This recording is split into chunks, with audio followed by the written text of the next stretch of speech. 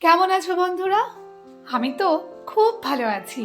কারণ এই দেখো, আমার দিদি আমার জন্য আচার বানিয়ে পাঠিয়ে দিয়েছে। আমি তো আচার খেতে ভীষণই ভালোবাসি, কিন্তু আচার খুব একটা ভালো বানাতে পারি না। যখন মা কিংবা দিদি আচার বানিয়ে পাঠিয়ে দেয়, তখন আরাম করে বসে খেতে ভীষণই ভালোবাসি। আমার মনে হয় বেশিরভাগ মেয়েরাই এই আচার খেতে খুবই ভালোবাসে। এটা হলো কুলের আচার। কি কালারটা এসেছে, দেখে জিভে একেবারে জল চলে এলো। আর দেরি কেন, তো চলো খেয়ে দেখি কেমন বানিয়েছে আচারটা।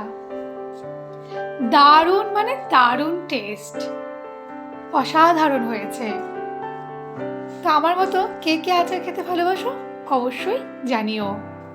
তো এখন আমি আরাম করে বসে আচারটা খেয়ে নিই। কেমন লাগলো ভিডিওটা জানিও কিন্তু। টাটা।